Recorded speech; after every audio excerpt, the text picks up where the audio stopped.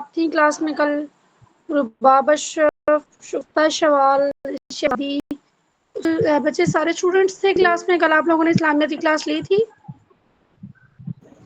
No ma'am, मैं last week से class नहीं ले रही। अच्छा, आपका नाम क्या है? जोया चौधरी। रुबाब। जी मैम। चलिए मुकद्दस आप रीड करें ज़रा, कल आपने क्या पढ़ा था, क्या लेक्चर हुआ था कल का?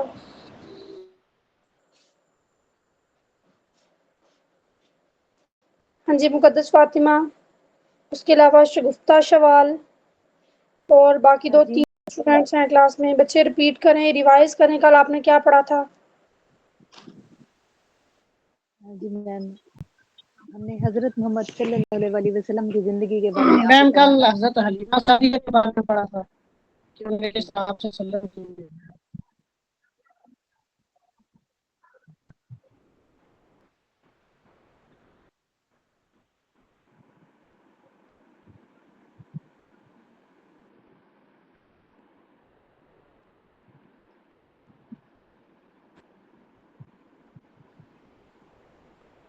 हाँ जी उसके बाद जोया आप बताएं क्या पढ़ा था कल। बच्चे इस तरह से समराइज नहीं करें ना कि हमने जो है वो हजरत हलीमा सादिया के बारे में पढ़ा था। ओवरऑल जो है वो बताएं आपने कौन कौन से पॉइंट्स पढ़े थे, कौन कौन सी डेट्स हमने इंपॉर्टेंट कल देखी थी। ठीक है, जो चीज़ें हमने कल इंपॉर्टेंट कवर की थी उनके बारे में ज़रा रिवाइज करें। कल आपने याद किया होगा, लेक्चर लिया होगा कल, ठीक है, तो याद भी किया होगा तो उसको ज़रा बताएं क्लास में। मैम हमने पढ़ा था कि हज़रत मोहम्मद सल्लल्लाहु अलैहि वसल्लम 12 साल की उम्र में अपने दादा के साथ पहली दफा शाम का सफर किया था। आप सल्लल्लाहु अलैहि वसल्लम दादा के साथ या चचा के साथ? मैम चचा के साथ चचा किया के था। साथ। जी ठीक है, जी मज़ीद बताएं और। 24 साल की उम्र में दोबारा किया था सफर। ठीक है। और इसी और तरह हजरत हलीमा सादिया वो जो थी रजी अल्लाह अन्हा, उनके जो थी ना ऊँटनी पहले तो बीमार थी, वो देर से पहुंची थी। और फिर अब्बे जो है ना फज्जार के बाकी बारे जो में मैम दायां पढ़ा थी, था। जी जी, वो जो है ना जी जी अमीर हजरत लोगों, यार के बारे अमीर में भी पढ़ा अमीरों था। के बच्चों को जी जी लेके गई थी।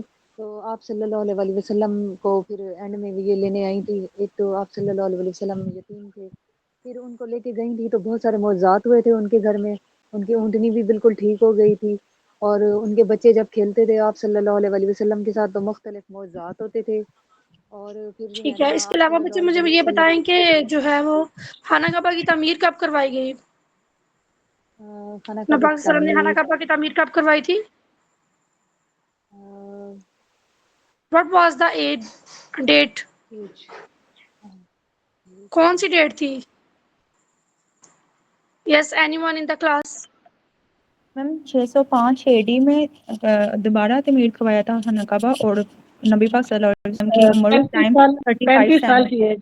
35 साल, हाँ जी। छह जी सौ बिल्कुल। पाँच ईस्वी। और जब नबी पाक सल्लल्लाहु अलैहि वसल्लम को नबूवत मिली थी तो उस वक्त कौन क्या डेट थी? 610 610 एडी। एडी, ठीक है, गुड। 40 साल उम्र। दैट्स ग्रेट बच्चे। इसी तरह नेक्स्ट जब भी आपका लेक्चर होगा तो पिछला लेक्चर हम रिवाइज करेंगे और हम फिर फर्दर नेक्स्ट लेक्चर की तरफ चलेंगे, ठीक है। आज का जो हमारा लेक्चर है वो पाक स्टडीज पे होगा। आज हमने जो है वो स्टार्ट करना है मुगलिया दौरे हुकूमत को। ठीक है, नोट्स आप लोगों के साथ शेयर कर दिए गए थे जिसमें हमने लास्ट टाइम कुछ डायनेस्टीज को पढ़ा था, कवर किया था। ठीक है, जिसमें स्लेव डायनेस्टी थी, हिलजी डायनेस्टी है, तुगलक डायनेस्टी है और इसके अलावा जो सादात डायनेस्टी है और जो लोधी डायनेस्टी है। इसमें ना आपने जस्ट इम्पॉर्टेंट नेम्स याद करने हैं, ठीक है। जैसे सिकंदर खान लोधी है, इब्राहिम खान लोधी है, बहलोल खान लोधी है। ये जो लोधी डायनेस्टी, अब यहाँ पर देखें जो सादात डायनेस्टी है उसमें सिर्फ और सिर्फ किसकी बात की गई है? हिजर खान की या हिजर शाह की। ठीक है, और last ruler of Syed dynasty कौन था? आलम शाह। बस ये दो नाम हमने याद करने हैं, ठीक है जी। बच्चे समझ आ रही है? जी मैम। Yes ma'am. हमने सैयद जो डायनेस्टी है उसमें आपने जस्ट दो नाम याद रखने हैं, एक हिजर शाह का नाम याद रखना है और दूसरा आलम शाह का नाम याद रखना है। जो हीज़र शाह है वो फाउंडर ऑफ सैयद डायनेस्टी हैं और जो आलम शाह हैं वो last ruler of Syed dynasty हैं। उसके बाद जो लोधी डायनेस्टी है, इसमें ये आप याद रखें कि जो पहला लोधी डायनेस्टी कब स्टार्ट हुई थी, फ्रॉम 1451 टू 1526, 1451 से लेके 1526 तक ये चली थी। तो पहला इसका रूलर कौन था, बेहलोन खान लोधी, ठीक है। दूसरा कौन था, सिकंदर खान लोधी, और तीसरा कौन था, इब्राहिम खान लोधी।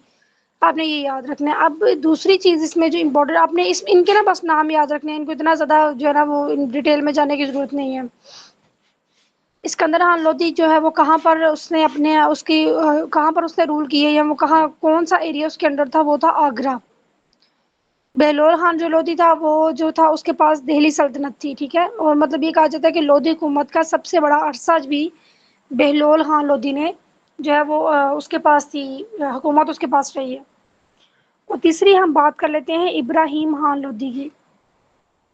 तो ये आखिरी था हुक्मरान लोधी डायनेस्टी का। और दूसरा आपने ये याद रखना है कि फर्स्ट बैटल ऑफ पानीपत जो हुई थी, that was between Babur and Ibrahim Lodi. Zahiruddin Babur और इब्राहिम लोधी के दरमियान फर्स्ट बैटल ऑफ पानीपत हुई थी, और ये कब हुई थी, 1526 में। Is it clear? मैं यस रिपीट कर मैम। देती हूँ, हाँ मैं थोड़ा सा रिपीट करती हूँ चीज़ों को। हमने क्या देखा, सैयद डायनेस्टी, सैयद डायनेस्टी में किसका नाम हमने याद रखना है, हीज़र शाह और हीज़र खान का। और उसके बाद आलम शाह जो थे उसके लास्ट रूलर थे, उसका नाम हमने याद रखना है।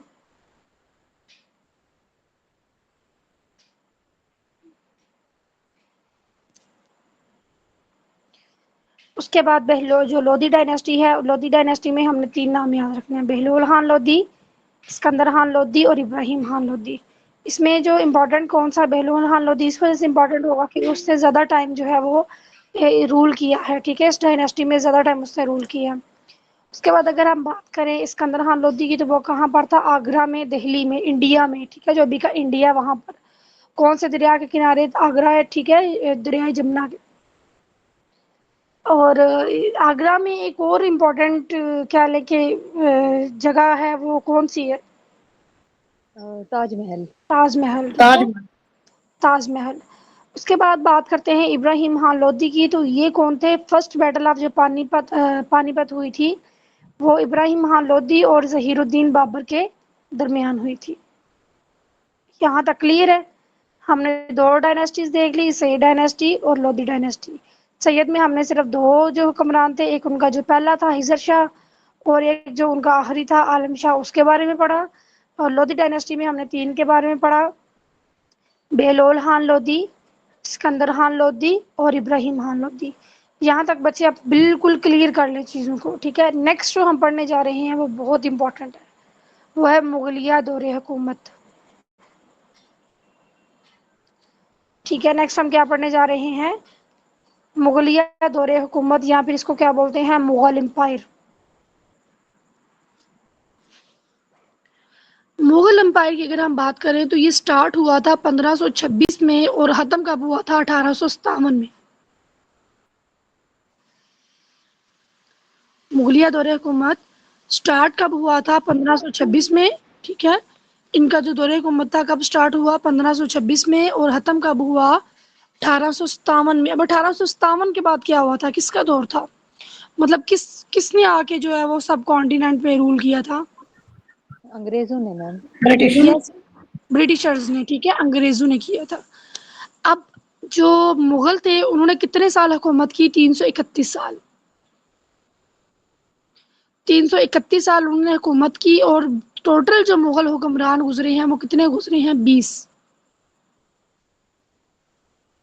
टोटल मुगल हुक्मरान कितने हैं, 20। और हुकूमत इनकी कितने साल रही है, 331 साल। 1526 से शुरू हुई थी और 1857 तक चली थी।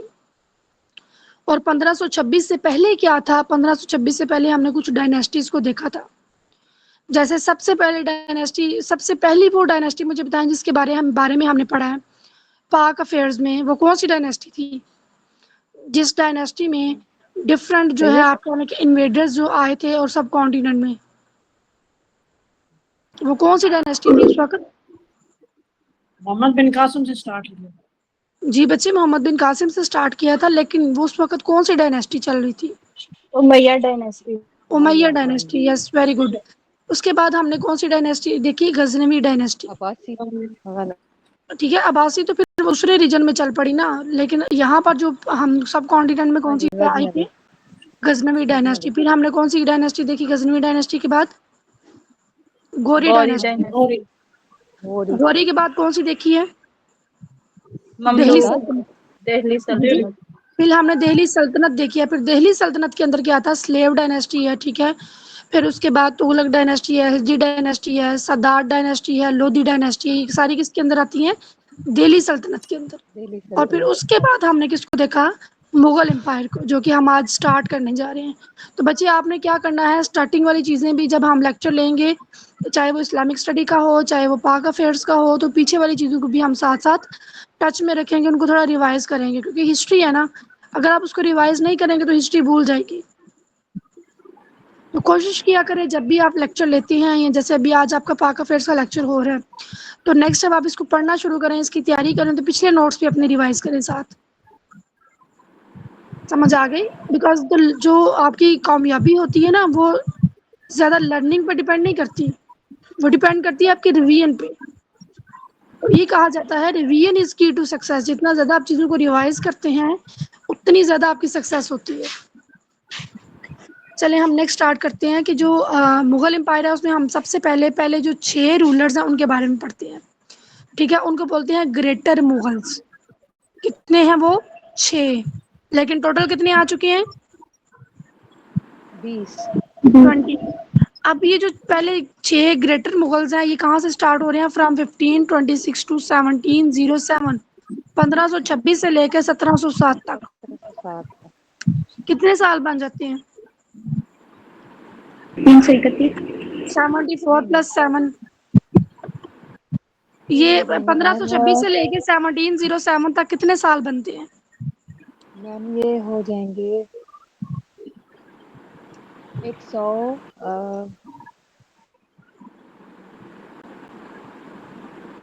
जी जी।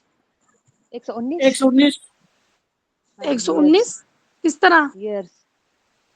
वैसे देखिए 1526 से लेके 1626 तक 100 अच्छा साल। हाँ जी, 219 और मैम। फिर 1626 से लेके 1707 तक फिर भी 219 तो नहीं बनते। दोबारा कैलकुलेट करें। लगता है मैथ्स में कमजोर हैं आप लोग।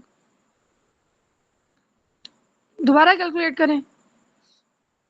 181 में।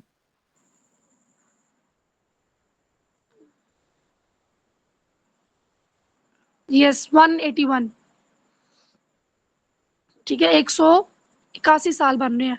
तो जो ग्रेटर मुगल्स थे वो कहाँ से, उन्होंने 181 साल जो है वो क्या किया? रूल किया। और फिर बाकी साल जो होंगे, वो बाकी जो रूलर्स होंगे, मुगल रूलर्स होंगे, वो क्या करेंगे? रूल करेंगे। तो जो 6 रूलर्स हैं, उनमें सबसे पहला रूलर कौन सा है? ज़हीरुद्दीन बाबर।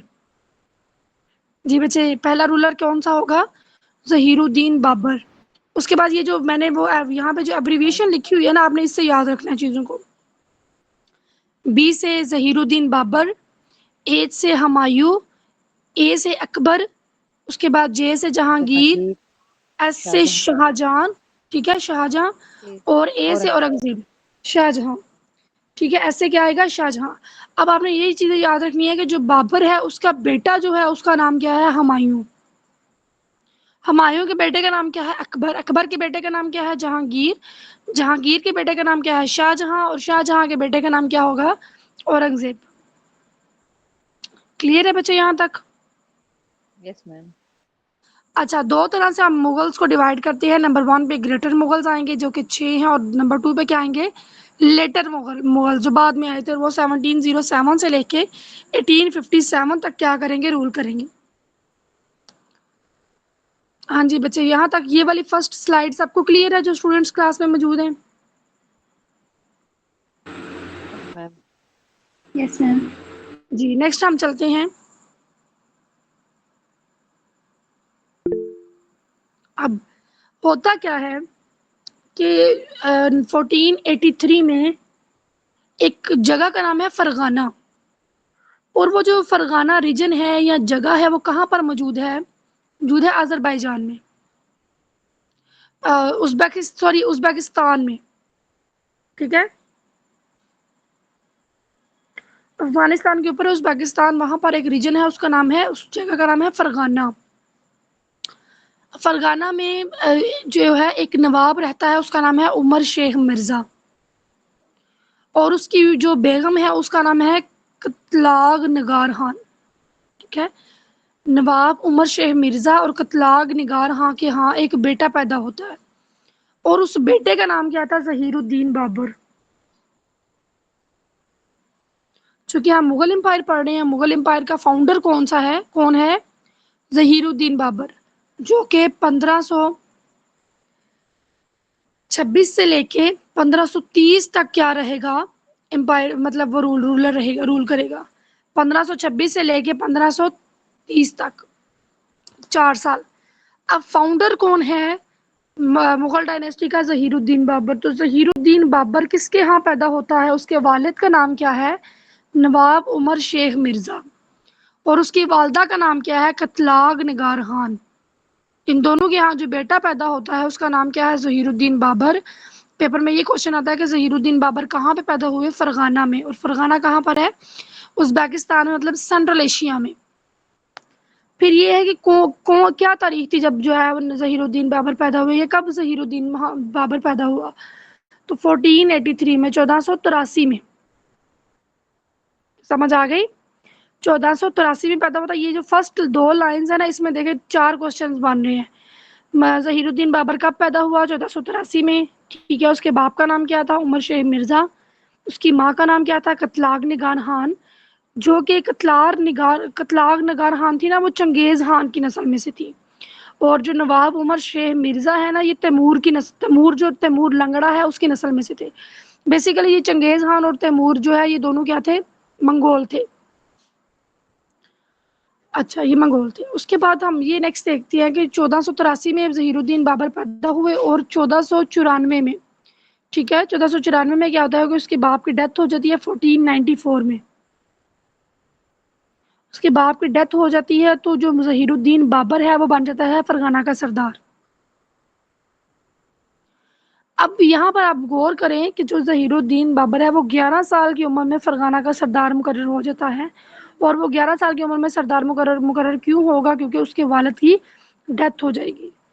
तो उसके वालिद का नाम क्या है? What is the name of Zahiruddin Babur's father? Umar Shaikh Mirza. Nawab Umar Shaikh Mirza. और उसकी वालदा का नाम क्या है? कतलाग खान निगार। अब आगे क्या होता है? ये कहा जाता है कि 1496 में 1494 में तो वो फरगाना का सरदार मुकर्रर होता है जब उसकी उम्र 11 साल है। अब जब उसकी एज 13 साल होती है तो वो क्या करता है? समरकंद पर हमला करता है, ठीक है। समरकंद पर वो क्या करेगा? हमला करेगा। और उस वक्त जो समरकंद है उसका हुक्मरान कौन था? शेबानी खान। अब पहले वो उसका सबसे इसी तरह हमने स्टोरी याद रखनी है कि जो ज़हीरुद्दीन बाबर है वो 1483 में पैदा होता है, फिर 1494 में उसके बाप की डेथ हो जाती है और वो फरगाना का गवर्नर या सरदार मुकर्रर हो जाता है, ठीक है। अब फरगाना के साथ ही उधर ही उसी रीजन में समरकंद भी है। समरकंद भी किधर है? सेंट्रल एशिया में, उज़्बेकिस्तान में। तो अब क्या करता है वो जो है वो वहाँ पर शेबानी खान होते हैं। तो जो ज़हीरुद्दीन बाबर है वो 13 साल की उम्र में समरकंद पर हमला करता है और हार जाता है, ठीक है। देखिए कितनी एज थी उसकी और वो हमला कर रहा था, 13 साल। ये एज आपने याद रखनी है। पहले वो कितने साल का था जब उसके वालिद की डेथ हुई और वो फरगाना का सरदार मुकर्रर हुआ? 11 साल की उम्र में। नेक्स्ट हम ये देखते हैं कि जब 1497 की बात है, अब 1497 में उसकी एज कितनी हो गई है? 14 साल, ठीक है। जब वो 14 साल का था तो वो दोबारा समरकंद पर हमला करता है और वो कामयाब हो जाता है। समझ आ गई? मैम जब उसने समरकंद पे हमला किया तो उसने उसकी सल्तनत पे कब्जा नहीं किया दोबारा? किसकी सल्तनत पे बच्चे? किसकी सल्तनत मैम पे? मैम जब ये 13 साल की उम्र में था तो इसने समरकंद पे हमला किया, तो फिर तो वहाँ पे हार तो गया ये। था ना उसका पता। Yes 13 ma'am. साल की उम्र में जब इसने हमला किया तो ये हार गया था। फिर इसने क्या किया?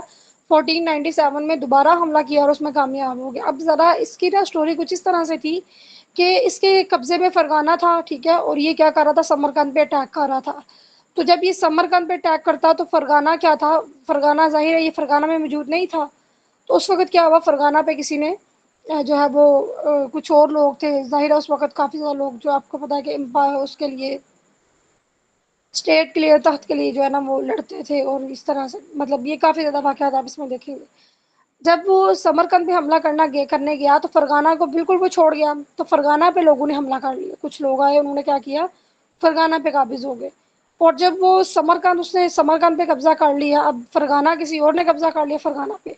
जब वो समरकंद छोड़ के फ़रगाना की तरफ आया, ठीक है, तो पीछे से समरकंद पे भी किसी ने हमला किया और उसको अपने कब्ज़े में ले लिया। तो इस तरह 1500 में जो डेट है ना, 1500 एडी, तब क्या था, समरकंद और फ़रगाना दोनों उसके हाथ से चले गए। ना समरकंद उसके पास रहा और ना ही फ़रगाना उसके पास रहा। फिर उसने क्या किया, 1501 से लेके 1504 तक वो जंगलात में छुपा रहा, ठीक है, अपने अहलो अयाल के साथ। 3 साल तक वो क्या रहा, जंगलात में छुपा रहा। फिर 1504 में उसने क्या किया, अफ़गानिस्तान के अंदर जो काबिल है उसको फ़तह किया, ठीक है। ये स्टोरी देखिए, पहले 1494 में उसके बाप की डेथ हुई तो फ़रगाना का सदर मुकर्रर हुआ। फिर 1496 में और 1497 में उसने क्या किया, समरकंद पर हमला किया 2 दफ़ा। अच्छा, ये भी क्लास में कौन आई है, किंजा खालिद। बच्चे आपने क्लास अभी ज्वाइन की है? जी जी, किंजा खालिद बच्चे, क्लास आपने अभी ज्वाइन की है या अब पहले से ज्वाइन की हुई थी? यस मैम, अभी ज्वाइन किया है। तो बच्चे आप इतनी लेट क्यों हैं क्लास में? क्लास तो 9 बजे की स्टार्ट हो चुकी है। सॉरी मैम, क्योंकि हमारा वाईफाई नहीं काम कर रहा था इसलिए लेट हो गई। अच्छा, बच्चे कोशिश किया करें टाइमली क्लास में आए, ठीक है जी मैम, इंशाल्लाह। जी। नेक्स्ट हम ये देखते हैं, अच्छा, हमने ये देखा कि जब 1496 में उसने समरकंद पर पहला हमला किया, फिर 1497 में उसने समरकंद पर दूसरा हमला किया, और दूसरा जब उसने हमला किया तो उसमें कामयाब हो गया। जब 1500 की बात आई तो 1500 AD में क्या हुआ कि वो समरकंद और फरगाना दोनों से हाथ धो बैठा। देन क्या हुआ, 1501 से लेके 1504 तक वो क्या रहा, जंगलात में छुपा रहा अपने अहलो अयाल समेत, मतलब विद फैमिली वो क्या रहा, जंगलात में छुपा रहा। उसके बाद नेक्स्ट हम ये देखते हैं कि 1504 में उसने क्या किया था, अफगानिस्तान में जो काबुल था उसको फतह कर लिया, ठीक है। 1504 में उसने क्या किया, अफगानिस्तान में जो काबिल है उसको फतह कर लिया, और उसके बाद उसने 1511 में कंधार को फतह किया। कंधार भी किधर है, अफगानिस्तान में। काबुल भी किधर है, अफगानिस्तान में। फरगाना और समरकंद जो ऊपर हमने 2 रीजन्स पढ़े वो कहाँ पर है, सेंट्रल एशिया में, यानी कि उज़्बेकिस्तान में। फिर उसने क्या किया, 1524 में लाहौर को फतह किया। तो देखिए किस तरह से वो सेंट्रल एशिया से अफगानिस्तान में आया और फिर अफगानिस्तान से वो हिंदुस्तान में आया। समझ आ गई यहाँ तक बच्चे? Yes ma'am. जी मैम। नेक्स्ट हम ये देखते हैं,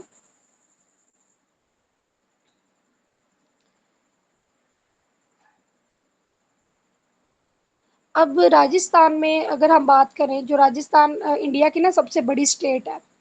तो पाकिस्तान जो अभी फ़िलहाल पाकिस्तान है, लेकिन उस वक़्त तो वो सब कॉन्टिनेंट था, तो लाहौर तक तो वो आ गया था। कौन आ गया था लाहौर तक? इसकी हम बात कर रहे हैं, ज़हीरुद्दीन बाबर की। उसी की बात कर रहे हैं ना, ज़हीरुद्दीन बाबर की। जी मैम। अच्छा, जी मैम। हाँ जी। फिर 1524 में उसने क्या किया, लाहौर को फ़तह कर लिया। अब 1524 में जब उसने लाहौर को फ़तह किया तो अब नेक्स्ट उसे कहाँ पर जाना था, हिंदुस्तान में। मतलब हिंदुस्तान से मुराद कि अब जो करंट इंडिया है वहाँ पर उसे जाना था। तो ये कहा जाता है कि वहाँ पर जो राजस्थान है उसका राजा था राणा सिंगा, ठीक है। क्या था, राणा सिंगा, और वहाँ पर जो है वो हुकूमत थी उस वक़्त लोधी डायनेस्टी की। मतलब कि जो लोधी डायनेस्टी का लास्ट था ना रूलर, वो बैठा हुआ था। तो लोधी डायनेस्टी का जो लास्ट रूलर था उसका नाम क्या था?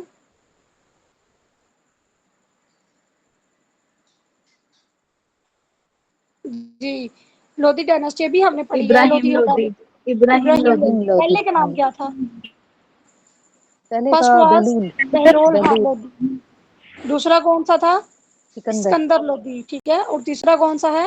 इब्राहिम। इब्राहिम लोधी। अब ये जो राजस्थान का राजा था राणा संगा, वो क्या करता है, वो ज़हीरुद्दीन बाबर को बुलाता है, इनवाइट करता है टुवर्ड्स हिंदुस्तान, ठीक है। और पानीपत के मैदान में, जो कि दिल्ली से 80 किलोमीटर के फासले पर मौजूद है, वहाँ पर वो क्या करता है, वहाँ पर एक लड़ाई होती है, जंग होती है।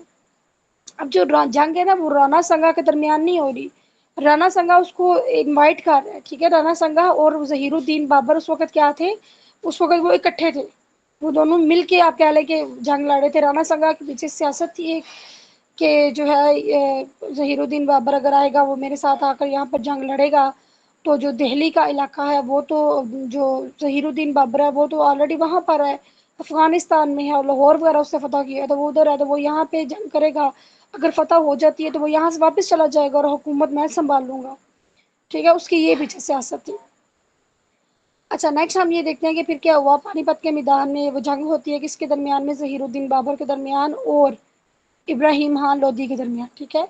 इब्राहिम लोदी के दरमियान क्या होगी, जंग होगी, और इसको क्या बोलते हैं, first first war of Panipat, ठीक है। ये कौन सी लड़ाई थी, पानीपत की, समझ आ गई। और ये कहा जाता है कि जो बाबर था, ज़हीरुद्दीन बाबर, उसने first time, for the first time in history, उसने क्या किया था, गन पाउडर यूज़ किया था।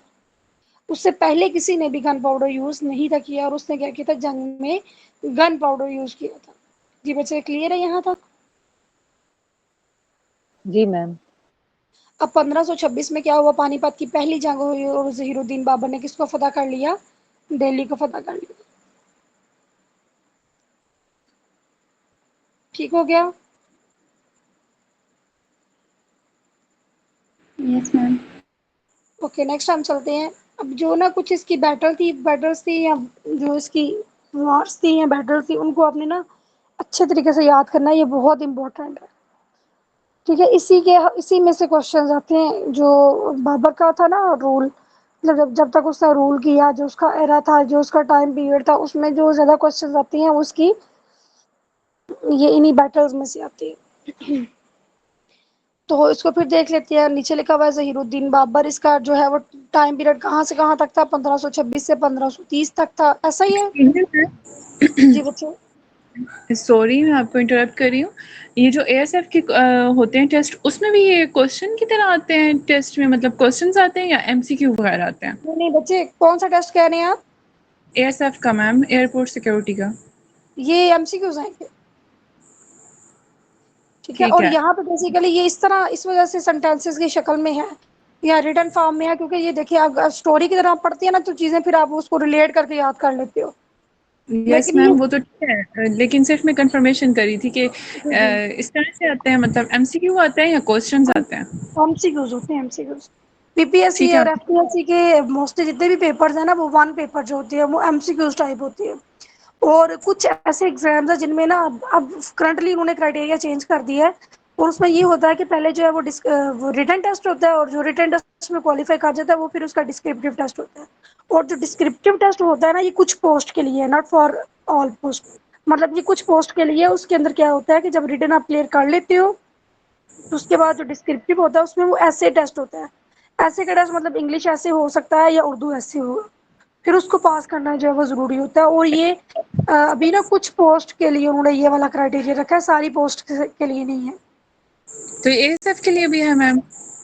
नहीं बच्चे, उसके लिए जस्ट एमसीक्यूज बेस्ड होगा आपका, मेरे ख्याल से ओके। डिस्क्रिप्टिव नहीं होगा आपका जी। ओके तो मैम।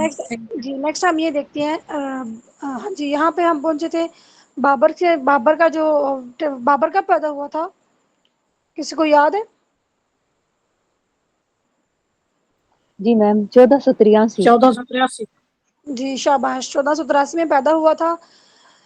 अच्छा, उसके बाद उसने क्या किया, जब उसका बाप मार गया 11 साल की उम्र में, उसने क्या किया, फरगाना को संभाल लिया। फिर उसने समरकंद पे 2 हमले किए, एक 1494 में किया और एक 1496 में किया, एक 97 में किया। फिर 1500 में उसने क्या किया, दोनों से हाथ धो बैठा। फिर 1504 में उसने काबुल को फतह किया। फिर 1511 में कंधार को फतह किया। फिर 1524 में उसने किसको फतह किया, लाहौर को। फिर 1526 में उसने क्या की, जंग की, और उस जंग को क्या कहते हैं, बैटल ऑफ पानीपत। पानीपत। अब नेक्स्ट हम ये देखते हैं, 1526 में उसने की थी, 1526 में जंग हुई थी। अब 1527 में जो अगली जंग होती है उसको बोलती हैं बैटल ऑफ हमाना, बैटल ऑफ हानमा, ठीक हनावा भी कह सकते हैं, हना भी कह सकते हैं। अब ये कहाँ पर हुई थी, ये एक मुकाम है हनावा, वहाँ उसके करीब उसी मुकाम में हुई थी। और ये मुकाम कहाँ पर है, ये भी दिल्ली में ही है, ठीक है, ये दिल्ली में है मुकाम। और बैटल ऑफ हनवा इसको कहते हैं। और ये बाबर और राणा संगा के दरमियान हुई थी।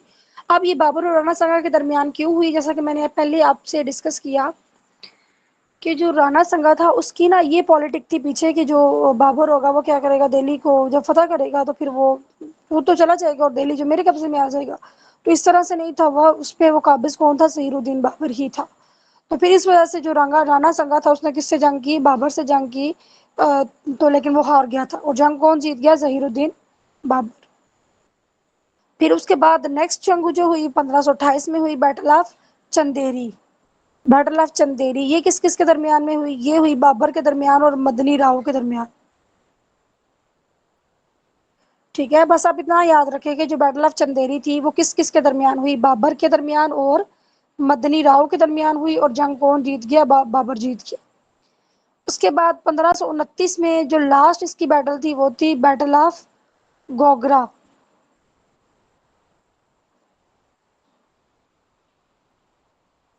ठीक है, बैटल ऑफ गोगरा। और इसमें क्या हुआ था, कौन जंग लड़ा था, महमूद खान लोधी और दूसरा कौन सा था, बाबर और महमूद खान लोधी के दरमियान की जंग हुई थी। और जितना भी इलाका महमूद खान लोधी के पास था वो किसके पास आ गया, जो है उसके पास, बाबर के पास आ गया। समझ आ गई यहाँ तक बच्चे सबको? Yes ma'am. सो तो नहीं रहे सब, एक्टिव है ना क्लास में? यस। अच्छा जी, नेक्स्ट हम क्या देखते हैं, ये जो मेजर उसकी 4 जंगें ना ये आपने याद रखनी है। जैसे सबसे पहली जंग उसकी कौन सी तारीख को हुई थी,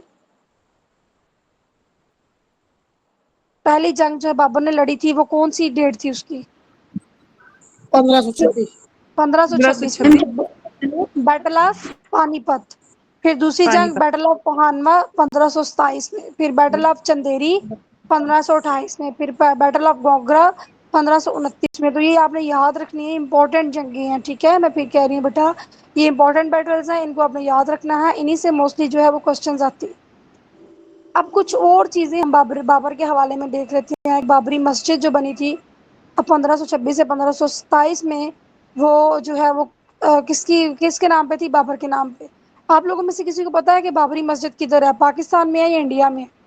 इंडिया में है मैम। जी। उसके बाद बाला हिसार किला जो पिशावर में है वो भी किसके नाम पे था, ये कब बना था, बाबर के रूल में, ठीक है, जब वो रूल कर रहा था उसके टाइम में।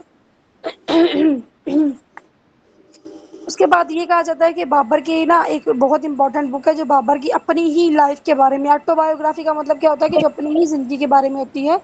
और ये किसने लिखी थी, बाबर ने ही लिखी थी। और इसको क्या बोलते हैं, बाबरनामा, ठीक है, या फिर जी जी किसी का कोई क्वेश्चन है?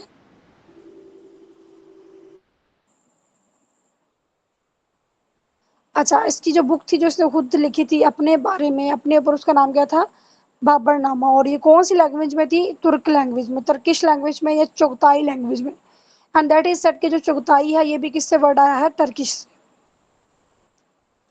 जी बच्चे यहाँ तक क्लियर हो गया सबको? और यस मैम। 1529 की, जब 1529 की उससे जंग लड़ी तो 1530 में फिर क्या हो गया था, बाबर की डेथ हो गई थी।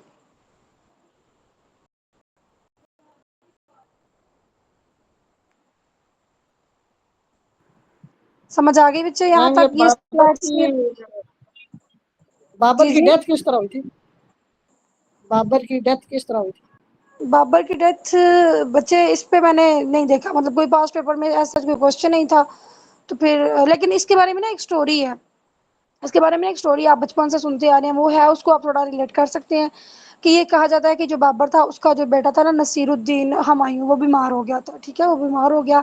तो फिर उसने क्या किया कि ये कहा जाता है कि वो पूरी रात अपने बेटे के राउंड चक्कर लगाता रहा। और फिर उसने अल्लाह ताला से दुआ की कि अब मैं अपने बेटे की जान का सदका ना आप खुद को देता हूँ, ठीक है, मतलब मैं खुद इसकी जान का सदका हूँ, तो आप इसको ठीक कर दे और मुझे जो है ना वो मेरी जान ले ले। तो फिर ये हुआ था, ये कहा जाता है कि हुमायूं की क्या हो गई, हुमायूं ठीक हो गया, वो बीमार था तो वो ठीक हो गया। और जो बाबर था ज़हीरुद्दीन बाबर उसकी डेथ हो गई। तो मतलब इसकी डेथ के बारे में ना ये वाक़या है, लेकिन ये कोई ये एक स्टोरी है, ये कोई एग्जैक्ट नहीं है, या फिर इसके बारे में कोई इतने ज़्यादा रेफरेंसेस नहीं मिलते, लेकिन अगर आपने याद रखना है तो आप इसको याद रख सकते हैं। हाँ, इसके बरक्स जो बाबर का बेटा था ना हुमायूं, उसके बारे में क्वेश्चन आता है कि वो उसकी डेथ कैसे हुई थी। उसकी डेथ हुई थी, वो सीढ़ियों से गिरा था, या वो पूछता है कि कौन सा ऐसा मुगल एम्पायर था जो सीढ़ियों से गिर के जिसकी डेथ हुई थी, या फिर वो ये पूछती हैं कि वो कौन सा ऐसा रूलर था जो कि पोलो खेलता हुआ जिसकी डेथ हुई थी। मतलब ये क्वेश्चन पास पेपर में आए हैं, तो ये मोस्टली इन्हीं के बारे में पूछ रहा था कि पोलो खेलते हुए किसकी डेथ हुई थी, ठीक है, या फिर घोड़े से गिर के कौन मरा था, यहाँ पे स्टेयर से गिर के कौन मरा था। ठीक है, क्लियर है बच्चे? जी मैम। तो मैम इन तीनों क्वेश्चंस का आंसर सेम ही है? नहीं बच्चे, जो घोड़े से गिर के मरा था यानी पोलो खेलते हुए मिलके गिर के मरा था, वो तो कुतुबुद्दीन ऐबक था ना, वो ओके कुतुबुद्दीन मैम, ऐबक था। और जो फर्स्ट सीढ़ियों क्लास से, इसलिए जी क्या मुझे कह भी रहे हैं? पिछला कुछ नहीं पता। मैं कह रही हूँ मेरी आज फर्स्ट क्लास है, इसलिए मुझे कुछ भी नहीं पता पिछला, इसलिए। हाँ चलो कोई बात नहीं। और जो घोड़े से गिर के, जो सीढ़ियों से गिर के मरा था, वो बाबर का बेटा था और उसका नाम था हुमायूं। और जैसे कि यहाँ पर उन्होंने क्वेश्चन पूछा कि बाबर की डेथ कैसे हुई थी, तो वो जो वाकया मैंने आपको बता रहा, जो आप शायद हम जब छोटे थे और वो उर्दू की बुक्स में, इस्लामिक स्टडीज की बुक में ना ये एक वाकया है था, तो अभी भी इसी वाकये को ना कोट किया जाता है कि मे भी बाबर की डेथ जो है वो ऐसी हुई थी। ठीक है, उसने सदका दिया था अपने जो है ना उसका, हुमायूं का। समझ आ गई अच्छा यहाँ तक? जी मैम। नेक्स्ट हम ये देखते हैं कि बाबर के जो है वो 4 बेटे थे। Number 1 is Nasiruddin Humayun, number 2 Kamran Mirza, number 3 Askari Mirza and number 4 Hindal Mirza. 4 बेटे थे बाबर के। नंबर 1 पे कौन था? नसीरुद्दीन हुमायूं, फिर कामरान मिर्जा, फिर अस्करी मिर्जा और फिर हिंदाल मिर्जा। अब ये आपने याद रखना है कि जो नसीरुद्दीन हुमायूं था, उसने और हिंदाल मिर्जा दोनों ने मिलकर क्या किया था? अफगानिस्तान पे हुकूमत की थी। अफगानिस्तान का इलाका था ना काबुल, जहां पे बाबर ने क्या किया था, जिसको फतह किया था 1505 में। फिर उसने जी 1511 मैम। में कंधार को फतह किया। तो नसीरुद्दीन हुमायूं और हिंदाल मिर्जा कहाँ पर चले गए, कहाँ पर रूल करते रहे? अफगानिस्तान में। और कामरान मिर्जा और अस्करी मिर्जा दूसरी साइड चले गए, हिंदुस्तान वाली साइड पे, दिल्ली आगरा वगैरह साइड पे। समझ आ गई बच्चे? जी आगे नीचे लिखा भी हुआ है, कामरान मिर्जा प्लस अस्करी मिर्जा ने कहाँ पर हुकूमत की थी? काबुल और कंधार में। और हुमायूं और हिंदाल मिर्जा ने कहाँ पर हुकूमत की थी? नसीरुद्दीन हुमायूं और हिंदाल मिर्जा ने हिंदुस्तान में। ये मुझे लग रहा है थोड़ा सा रिवर्स हो गया। चलें इसी को आप यस अभी आप इसको ऐसे ही कंसीडर करें। कामरान मिर्जा और अस्करी मिर्जा ने कहाँ पर हुकूमत की थी? काबुल और कंधार में। जबकि हुमायूं ने और हिंदाल मिर्जा ने कहाँ पर हुकूमत की थी? हिंदुस्तान में। ठीक है, नेक्स्ट हम ये देखते हैं, जो हुमायूं था उसका जो दौरे हुकूमत था, उसका दौरे हुकूमत क्या था, मतलब उसकी दौरे हुकूमत कितने टाइम के लिए आया और डेट्स क्या थी? 1530 से लेके 1540 तक, और 1555 से लेके 1556 तक उसका दौरे हुकूमत आया था। मतलब उसने 2 दफ़ा वो बादशाह बना था। समझ आ गए बच्चे? हमने क्या पढ़ा अभी? हमने इस स्लाइड में ये देखा कि बाबर के 4 बेटे थे, नसीरुद्दीन हुमायूं, कामरान मिर्जा, अस्करी मिर्जा और हिंदाल मिर्जा। जो कामरान मिर्जा है और अस्करी मिर्जा थे, ये दोनों किसके हुक्मरान बने? काबुल और कंधार के। On the other hand Humayun और हिंदाल मिर्जा के कहाँ पे उन्होंने रूल किया? हिंदुस्तान में। हुमायूं जो था वो 2 दफ़ा बादशाह बना था। एक तो 1530 से 1540 तक बादशाह रहा, दूसरा वो 1555 से लेके 1556 तक क्या रहा? बादशाह रहा। तो फिर इसी वजह से इसका जो उन्होंने टेन्योर मेंशन किया हुआ है वो क्या लिखा हुआ है? 1530 से 1556। समझ आ गई? और ऊपर हमने ज़हीरुद्दीन बाबर का देखा, वो कहाँ से कब तक था? 1526 से लेके 1530 तक। अब देखें, जो ज़हीरुद्दीन बाबर था वो पैदा हुआ था 1400, कब पैदा हुआ था वो? 1483। 1484 में पैदा हुआ था। 84 में। 1484 में वो पैदा हुआ था, लेकिन उसने जो उससे पहले डायनेस्टी थी, ठीक है, उससे पहले डायनेस्टी कौन सी थी? लोधी डायनेस्टी। तो लोधी डायनेस्टी का जो लास्ट हुक्मरान था उसका नाम था इब्राहिम खान लोधी। तो ज़हीरुद्दीन बाबर ने इब्राहिम खान लोधी के साथ लड़ाई कब की? 1526 में, पानीपत की लड़ाई जो थी, ठीक है। जब वो जीत गया तो उस वक्त उसने किसकी बुनियाद रखी थी? मुगल एम्पायर की। उससे पहले वो जंगे कर रहा था, उसने काबुल फतह किया, उसने कंधार फतह किया, ठीक है, उसने लाहौर फतह किया। उस वक्त वो जंगे कर रहा था, लेकिन उस वक्त वो मुगल एम्पायर का स्टार्ट नहीं था हुआ। मुगल एम्पायर कब स्टार्ट हुआ? 1526 में। बात समझ रहे हैं? कॉन्सेप्ट समझ आ रहा है? क्यों मैम 1526 में क्यों स्टार्ट हुआ, जबकि वो पहले से जंगे लड़ रहा था? पहले से वो जंगे लड़ रहा था, लेकिन जो इब्राहिम खान लोधी था, जो उस वक्त कहाँ पर बैठा हुआ था? हिंदुस्तान में। तो हिंदुस्तान में मुगलिया दौर था ना, हिंदुस्तान में मुगलिया दौर का फाउंडर कौन था? ज़हीरुद्दीन बाबर। और वो कब उसने फाउंडेशन रखी उसकी? 1526 में, क्योंकि 1526 से पहले तो हिंदुस्तान में जो है ना वो लोधी डायनेस्टी चल रही थी। तब तो वो दूसरे इलाके फतह कर रहा था ना, काबुल, कंधार वगैरह, लाहौर। फिर वो हिंदुस्तान में मेनली गया। जब वो हिंदुस्तान में गया, इब्राहिम खान लोधी को उसने शिकस्त दी, खुद वो जीत गया, दिल्ली उसके कब्जे में आ गया, तो फिर वहां पर उसने किसकी बुनियाद रखी? मुगल एम्पायर की। तो मुगल एम्पायर की बुनियाद कब रखी गई? 1526 में। समझ आई है अभी चीज इस बात की? जी बच्चे समझ आई है या मैं दोबारा रिपीट करूं? यस मैम, समझ आइए अब। जी। तो 1526 से लेके 1530 तक। अब नेक्स्ट हमने देखा नसीरुद्दीन बाबर। वो 1530 में क्या हुआ था? मतलब 1530 से लेके 1556। तो 1530 से 1556 का जिक्र क्यों किया गया है? क्योंकि पहले वो 1530 से 1540 तक हुक्मरान रहा, फिर 1555 से 1556 तक वो हुक्मरान रहा। समझ आ गई यहाँ तक बच्चे? Yes ma'am. हाँ जी। बाकी स्टूडेंट्स आपको समझ आ रही है? और भी जो स्टूडेंट्स क्लास में हैं? जी मैम। ओके। नेक्स्ट हम ये देखते हैं कि जो एक फरीद खान था, नेक्स्ट एक बहुत इंपॉर्टेंट नाम है, वो है फरीद खान का। और जो फरीद खान था ये बाबर और हुमायूं का क्या था? जर्नैल था। जर्नैल था, गुलाम था, कह सकते हैं आप, ठीक है, फरीद खान। अब जो फरीद खान था, ये इसके बारे में ना एक वाकया ये कहा जाता है कि बाबर और हुमायूं, मतलब वो उनका एक दस्तरखान लगा हुआ था और वो खाना खा रहे थे। फरीद खान भी उधर ही था। तो जब फरीद खान ने देखा कि इतने ज़्यादा लोग हैं और खाना, उसका जो खाना था वो थोड़ा सा डिस्टेंट एरिया पे था, तो उसने क्या किया, अपनी तलवार निकाली और अपना जो खाना था उसको तलवार से काटा और अपने नज़दीक कर लिया। तो ये जो हरकत थी ना उसकी, ये वाली हरकत उसकी बाबर को पसंद नहीं थी आई। तो बाबर ने फिर अपने बेटे को बोला हुमायूं को कि फरीद खान को कत्ल कर दो। लेकिन ये था कि ये कहा जाता है कि जो फरीद खान था वो फिर भाग गया। अब वो जो फरीद खान था ये बाद में क्या बनेगा?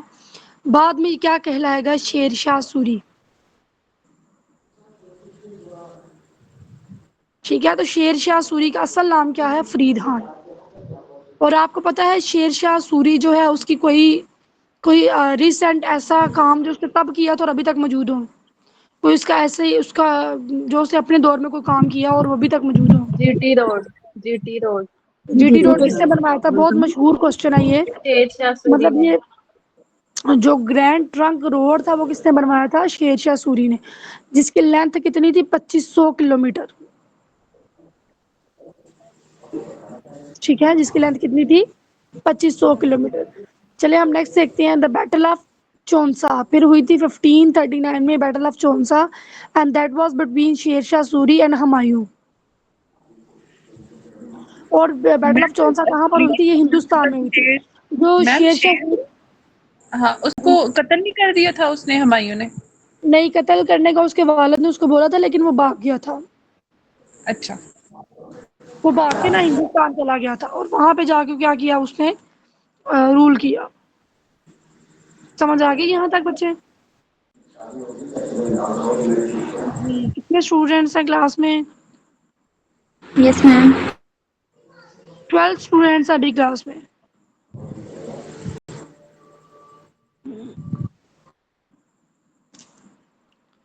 चले हम नेक्स्ट देखते हैं।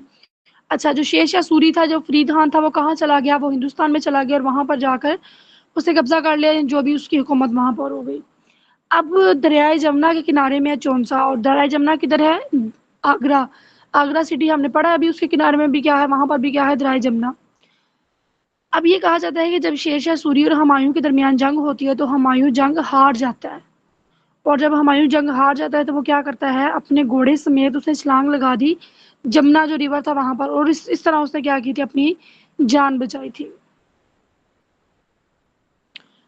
शेरशाह सूरी और हुमायूं के दरमियान जंग होती है। ये जंग कहाँ पर होती है, चौंसा के इलाके में, जो कहाँ पर है, दरिया जमुना के किनारे पे है। तो वहां पर जब उनकी जंग होती है तो हुमायूं जंग हार जाता है। अपनी जान बचाने के लिए फिर वो क्या करता है, अपने घोड़े समेत उस दरिया में छलांग लगा देता है। फिर ये कहा जाता है कि एक शख्स था, उसका नाम था निज़ाम सक्का। वो जो निज़ाम सक्का था उसने क्या की, उसकी जान बचाई। बताइए।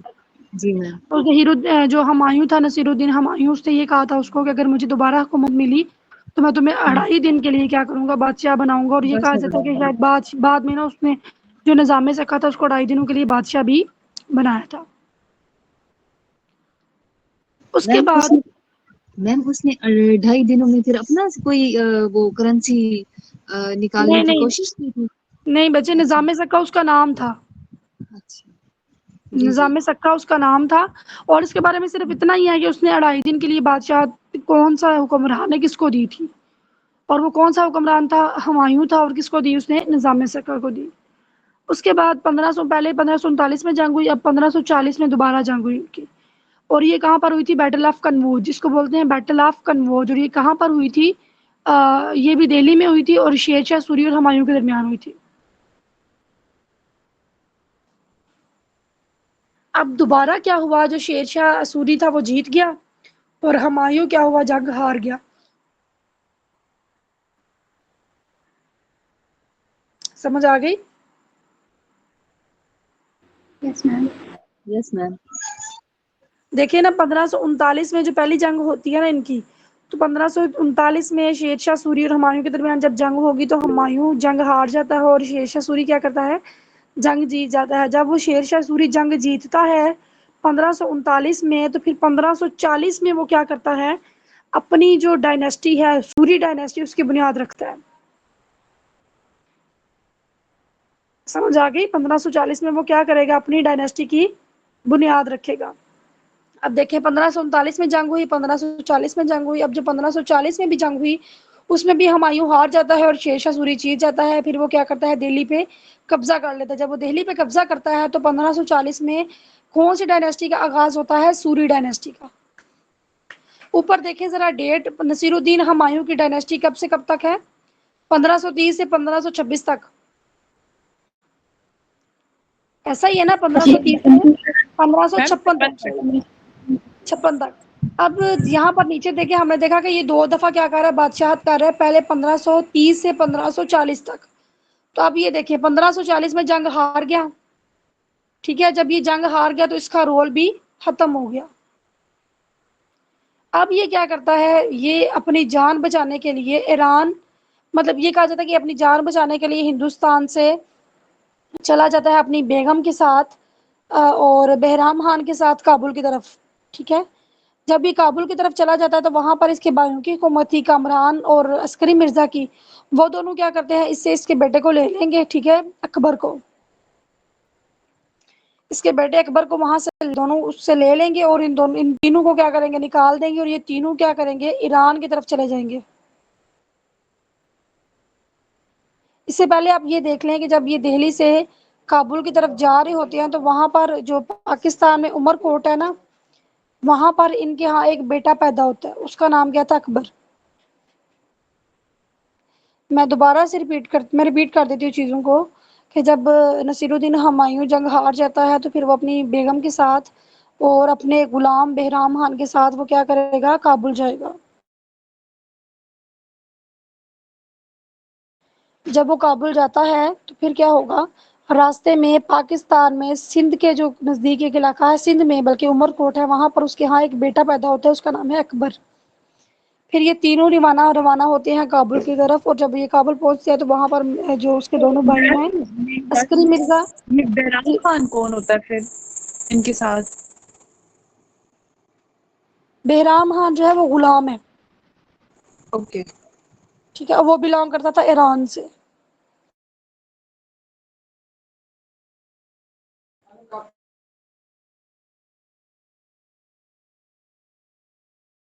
उसके बाद क्या है, उमरकोट में इनके यहाँ बेटा पैदा होता है, उसका नाम क्या है? अकबर। अकबर। ठीक है।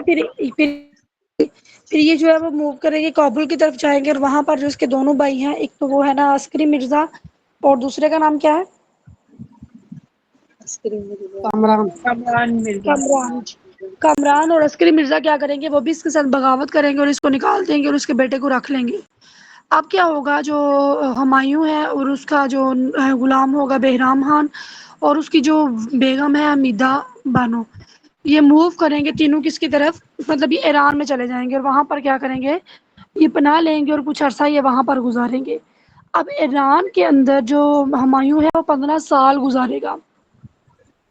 ठीक है, ईरान में हुमायूं कितने साल गुजारेगा? 15 साल। अब जब उसने 15 साल ईरान में गुजारे हैं, तब तक हिंदुस्तान में कौन हुक्मरान था? शेरशाह सूरी, क्योंकि 1540 में तो वो बन गया था हुक्मरान। अब 1540 से लेके 1545 तक वो क्या रहा? हुक्मरान। क्लियर है बच्चे यहाँ तक? Yes ma'am. Yes ma'am. 1540 से 1545 तक वो हुक्मरान रहा, फिर उसकी डेथ हो गई। और फिर ये कहा जाता है कि शेरशाह सूरी के जो बच्चे थे ना, बेटे थे, वो काबज थे कहाँ पर? दिल्ली में और मतलब हिंदुस्तान में।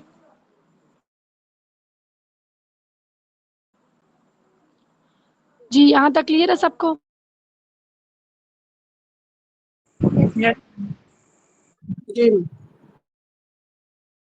अब क्या होगा, 15 ईयर्स के बाद, 15 साल के बाद दोबारा हुमायूं क्या करेगा, जो है वो काबुल आएगा और आकर जो है अपना जो उसका भाई है ना कमरान, मतलब एक कमरान था, कमरान मिर्जा और दूसरा अस्करी मिर्जा, ये कहा जाता है कि वो अपने कमरान मिर्जा जो भाई है उसको एक तो वो पकड़वा देता है, गिरफ्तार करवा देता है, उसकी आंखें निकलवा देता है क्योंकि उसके भाई ने उसके साथ बगावत की थी।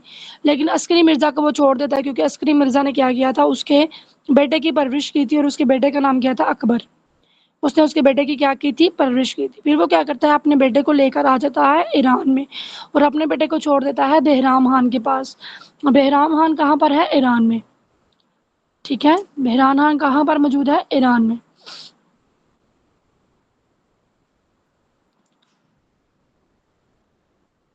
उसके बाद नेक्स्ट हम ये देखते हैं, ये शेरशाह सूरी की उन्होंने कुछ बताई हुई हैं कि उसने क्या क्या काम किया। ठीक है। अच्छा, थोड़ा सा और चीज़ों को देख लें कि हुमायूं जो था वो क्या करता है, वो जाता है जब दोबारा काबुल जाएगा, अपने बेटे को वहाँ से लेके आएगा, बेटे को क्या करेगा? ईरान में दे देगा। ईरान में किसको दे, किसके सुपुर्द कर देगा? बेहराम शाह के सुपुर्द कर देगा, बेहराम खान के सुपुर्द कर देगा। ठीक है, 1555 से 1556 के दौरान वो ये काम करेगा। फिर ये कहा जाता है कि 1556 में वो अपनी ही लाइब्रेरी में, मतलब ये कहा जाता है कि जो हुमायूं था वो काफ़ी पढ़ा लिखा था, काफ़ी डिसेंट था, तो उसने अपनी ना उसने एक लाइब्रेरी बनवाई हुई थी। वहाँ पर वो क्या करता था, बुक्स वगैरह थी उनको स्टडी करता था। तो एक दिन वो क्या कर रहा था, अपनी ही जो लाइब्रेरी थी उसकी सीढ़ियों में उतर रहा था। जब वो सीढ़ियाँ उतर रहा था तो वहाँ से वो गिर गया, गिरने के बाद उसको काफ़ी ज़्यादा चोटें वगैरह आई। तो उन्हीं चोटों के साथ, चोटों के बाद वो फिर क्या हो गया, उसकी डेथ हो गई। यहाँ तक हमने पढ़ लिया हुमायूं के बारे में। फिर हम ये देख लेते हैं कि जो शेरशाह सूरी था उसका टेन्योर था 1442 1440 टू 1445। ठीक है। फिर उसके अंदर आपने याद रखना है कि उसने जो कुछ चीज़ें की थी, जैसे लाइक उसने जीटी रोड बनवाया था, ग्रैंड ट्रंक रोड। फिर उसने क्या किया था, जो 2500 किलोमीटर लेंथ थी ना उसकी रोड की, जीटी रोड की, ग्रैंड ट्रंक रोड की, अब वो काफ़ी अच्छी खासी लेंथ थी। तो उसने क्या किया, मतलब उस वक़्त क्या था कि जब भी पहले तो वो काफ़िलों में जाते थे ना लोग, घोड़ों की बैठ के जाते थे, काफ़िले जाते थे, तो रास्ते में डाकू क्या करते थे, उनको लूट लेते थे। तो जब उसने जीटी रोड बनवाया तो फिर उसने क्या किया कि जगह-जगह पे उसने जो थी आर्मी थी उसकी चौकियाँ भी बनवा दी। और चौकियाँ बनवा दी और साथ उसने क्या किया, वहाँ पर उसने कुएँ भी खुदवा दिए। कुएँ भी उसने क्या किए, खुदवा दिए, मतलब कुएँ पानी के लिए, और साथ ही उसने वहाँ पे लोगों के रहने के लिए भी बंदोबस्त कर दिया। इसके अलावा जो है उसने फाइनेंस का जो सिस्टम था, जो इस्लाहात हैं, वो भी उसने इंट्रोड्यूस करवाई थी। उसके बाद यार्ड, जो गज़ कपड़े की पैमाइश जैसे करते हैं गज़ के ज़रिए, ठीक है, वो एक यूनिट है, तो वो भी उसी ने ही इंट्रोड्यूस करवाया था। इसके अलावा दैट इज़ सेड कि दुनिया का जो तेज़ तरीन डाक का निज़ाम है, वो भी किसने इंट्रोड्यूस करवाया था? सूरी ने। जी बच्चे, यहाँ तक क्लियर है सबको? Yes, ma'am.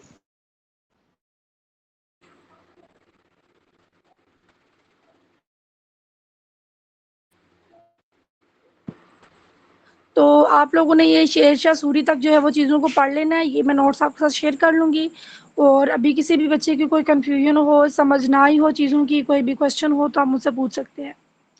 ठीक है, ये बस कुछ जो लास्ट वाला पेज है इसमें उसकी ना जो चीज़ें उसने काम किए थे, जो जो इस्लाहात थी उसकी, वो लिखी हुई है। इसमें कोई ऐसा मुश्किल नहीं, और ये सारी आपने याद कर लेनी है।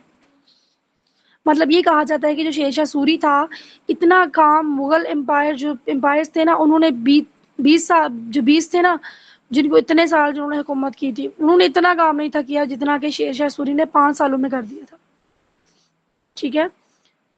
समझ आ गई बच्चे? आज का लेक्चर कैसा था आपका लेक्चर? क्लियर है सारी चीज़ें? कुछ मुश्किल तो नहीं लगा? यस मैम, वो एक चीज़ समझ नहीं आई थी, वो जो गन पाउडर का यूज़ किया था वो कैसे किया था? क्या कह रहे हैं बच्चे? उसमें ये तो आप वो इस तरह से ही होगा ना, गन तो उस वक़्त नहीं थी, लेकिन गन पाउडर क्या होगा, अगर उसने किसी के ऊपर गन पाउडर फेंका होगा तो ऑफ़ कोर्स वो बहुत ज़्यादा टॉक्सिक है। वो आइज़ के लिए, स्किन के लिए, तो वो इस तरह से फिर लोगों की क्या हो गई थी, डेथ हो गई थी। Yes ma'am. समझ आ गई? मतलब उसका ये नहीं है gun powder, that never mean कि उसने गन्स भी यूज़ किया था, क्योंकि वो तो मॉडर्न टेक्नोलॉजी है। तो उस वक़्त उसने भी, क्योंकि वो तो तलवारों का दौर था, वो तो घोड़ों का दौर था, तो गन पाउडर उसने वैसे ही उनके ऊपर जब शावर किया तो उससे क्या हो गया, उससे वो डैमेजिंग था, वो उसने उनको डैमेज किया।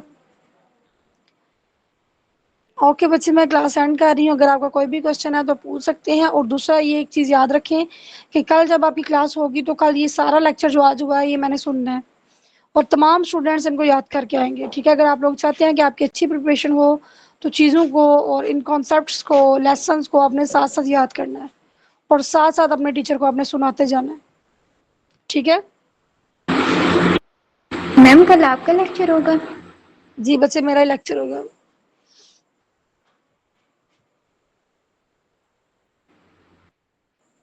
ओके बच्चे, अल्लाह हाफ़िज़। अल्लाह हाफ़िज़ मैम।